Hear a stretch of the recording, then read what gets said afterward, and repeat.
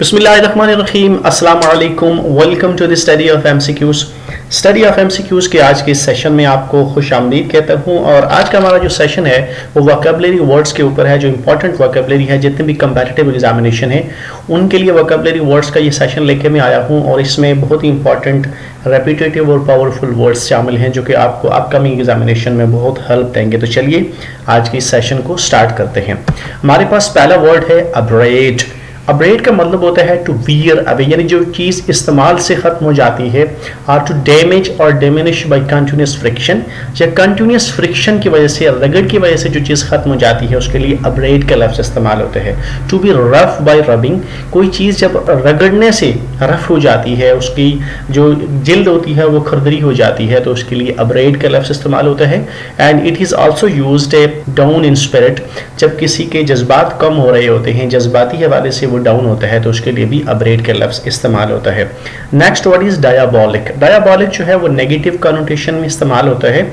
Cunningness यानी बहुत ज़्यादा चालाकी दिखाना, विकेडनेस यानी बदमाशी का मुजाहरा करना, and related to evil spirit और मोटिव्स, किसी के जब बुराई वाले जज्बात होते हैं या मकासद होते हैं तो उसके लिए डायाबॉलिक का लफ्ज़ इस्तेमाल होता है। Monstrous and demonic and satanic, these are very powerful words, very beautiful words जो कि इसके सेम कॉनोटेशन में इस्तेमाल होते हैं डायाबॉलिक के। And diabolic is having a negative connotation. Next word is callous. Callous का मतलब होता है इनसेंसिटिव, यानी जिसमें बिल्कुल भी एहसास नहीं होता, एहसास से आरी होना, लैक ऑफ फीलिंग्स, बिल्कुल जज्बात ना रखना। सोललेस यानी यह समझना कि उसमें बिल्कुल रूह नाम की कोई चीज़ नहीं है। पिटीलेस यानी रहमदिली उसमें नहीं है। And he is indifferent to the sufferings and feelings and pains of others, दूसरों को मुश्किलात में, दूसरों के जज्बात में, दूसरों की परेशानियों को देख के उसमें बिल्कुल भी ताल्लुक़ हो जाना, उससे बिल्कुल मुंह मोड़ लेना या उस पर कोई असर ना लेना, तो ये सारे लफ्ज़ किसके लिए इस्तेमाल होते हैं? Callous. You can say the callous attitude of the government, the callous attitude of the politicians during the recent flood. You can use it in different ways in this negative connotation. Next word हमारे पास है debility. Debility is physical weakness due to some illness. आपको कोई शख्स बीमार होता है और उसकी वजह से उसमें कोई वीकनेस हो जाती है, बीमारी की वजह से, तो उसके लिए डिबेलिटी का लफ्ज़ इस्तेमाल होता है। And if someone is generally weak in strength and vigour, तो उसके लिए भी आप डिबेलिटी का लफ्ज़ इस्तेमाल कर सकते हैं। इसके लिए आपने सिंपली ये याद रखना है डाउन इन एबिलिटी, अगर किसी बंदे में एबिलिटी उसकी डाउन है तो उसके लिए आप डिबेलिटी का लफ्ज़ इस्तेमाल करते हैं। Next word is accomplice. Accomplice means to join another person in doing something wrong, किसी दूसरे शख्स को ज्वाइन करना, उनके साथ मिल जाना, किस काम में? इन डूइंग समथिंग रॉन्ग, कोई गलत काम करने में किसी का साथ देना, किसी का साथी बन जाना, उसके लिए अकम्प्लाइज का लफ्ज़ इस्तेमाल होता है। उसके लिए एक लफ्ज़ इस्तेमाल होता है एबिटर, जो कि आपने पाकिस्तान में मार्शल लॉ के कॉन्टेक्स्ट में ज़रूर सुना होगा, पढ़ा होगा। उसका मतलब यही होता है कि जो किसी काम में किसी का साथ देता है तो उसके लिए आप एबिटर लफ्ज़ इस्तेमाल करते हैं। And accomplice is generally used in negative connotation and someone who is partner in crime. Next word is dormant. Dormant का मतलब होता है सस्पेंशन और slowing down of normal function, जब किसी चीज़ के जो आम काम होते हैं, नॉर्मल फंक्शंस होते हैं, एक्टिविटीज़ होती हैं, वो या तो स्लो डाउन हो जाती हैं या उनमें सस्पेंड हो जाती हैं। In both he cases, suspend हो जाना या उनका स्लो हो जाना, ये दोनों जो है वो किस को कॉनोटेट करती हैं? डोरमेंट को। आप अस्लीप भी कह सकते हैं, यानी नींद जैसा गज़बा होना, सुस्ताना या स्लीप की कैफियत होना, तो ये सारे डोरमेंट के ज़ुमरे में इस्तेमाल होते हैं। डोरमेंट अकाउंट का तो आपने लाजमी सुना होगा। उसका मतलब ये होता है कि ऐसा अकाउंट के जिसके ऊपर कोई एक्टिविटीज़ नहीं हो रही, जिसके ऊपर कोई फर्दर ट्रांजैक्शंस वगैरह नहीं हो रही, तो वो डोरमेंट हो जाता है। तो वो भी इसी ज़ुमरे में, इसी सेंस में इस्तेमाल होता है। Next word is fastidious. Fastidious is someone who is very careful in details. ऐसा शख्स को जो बहुत केयरफुल होता है, बहुत एहतियात करता है और बहुत डिटेल तक जाता है, चीज़ों की गहराई तक जाता है, उसके लिए फास्टिडियस इस्तेमाल होता है। And that person is very meticulous, बहुत मोहतात होता है, बहुत एहतियात से काम लेता है। And that person is very hard to please, उसको खुश करना, उसको राज़ी करना बहुत मुश्किल होता है, because he is very choosy and very fussy. Next is masticate. Masticate means to bite and grind with teeth, अपने दांतों के साथ किसी चीज को काटना और किसी चीज को पीसना।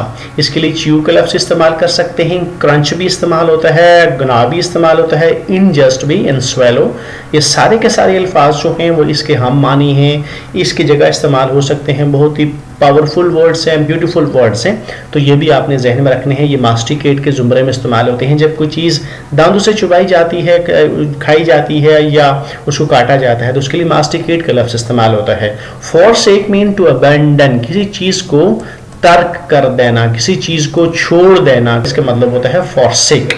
Ostentation, ostentation means to attract or trying to attract, किसी को अपनी तरफ मुतवज्जे करना या मुतवज्जे करने की कोशिश करना, जो अपनी एडमायरेशन के लिए। ऐसा शख्स जो किसी दूसरे की तवज्जो हासिल करने के लिए, अपनी तारीफ सुनने के लिए या अपने आप को बहुत नुमाया करने के लिए की कोशिश करता है, तो दिस इज कॉल्ड ऑस्टेंटेशन। इसके लिए एक और बहुत ही खूबसूरत वर्ड इस्तेमाल होता है, फ्लैम्बॉयंट, यानी बहुत ज़्यादा शोई होना, लोगों को बहुत ज़्यादा जो है वो शो ऑफ करना चीज़ों को, तो इसे flamboyant and ostentatious, ostentation very beautiful word है, दिखावे के जुमरे में इस्तेमाल हो। Grubby, grubby means infested with fly maggots, ऐसी चीज़ जो कि बिल्कुल मक्खियों से, कीड़ों मकोड़ों से भरी होती है, उसे ग्रबी कहते हैं। Then dusty, bedraggled, thickly covered by dirt, मट्टी से हटी हुई, बिल्कुल गंदी और मिट्टी से गर्द आलूद चीज़ों के लिए ग्रबी का लफ्ज़ इस्तेमाल होता है। उसके बाद हमारे पास वर्ड है fraught, very beautiful word, very powerful word, fraught.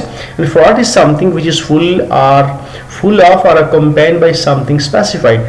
जब कोई चीज़ या कोई शख्स भी हो सकता है वो किसी मखसूस हालात में या मखसूस चीज़ के साथ वो उस वक्त अब्जॉर्ब है या उसके साथ चल रहा है, तो उसके लिए फ्रॉड का लफ्ज़ इस्तेमाल होगा। Causing or affected by some fear और स्ट्रेस, या जो ऐसी चीज़ जो किसी के लिए खौफ का या स्ट्रेस या परेशानी का बायस बनती है या उससे असर रखती है, तो उसके लिए फ्रॉड का लफ्ज़ इस्तेमाल होता है। And someone who is emotionally distress और इन टेंशन, या आप इमोशनली यानी जज्बाती तौर पर आप बहुत डिस्ट्रेस है, बहुत ज़्यादा परेशान है या टेंशन में है, तो उसके लिए फ्रॉड का लफ्ज़ इस्तेमाल होता है। मोस्टली फ्रॉड के साथ जो है विद इस्तेमाल होता है, यानी फ्रॉड विद डेंजर भी हो सकता है, फ्रॉड विद एक्साइटमेंट भी हो सकता है, तो ये सारे लफ्ज़ जो है वो फ्रॉड के जुमरे में इस्तेमाल होते हैं। गॉश, वेरी ब्यूटीफुल वर्ड, इसकी प्रोनाउंसिएशन है गॉश, GAUCH, गॉश।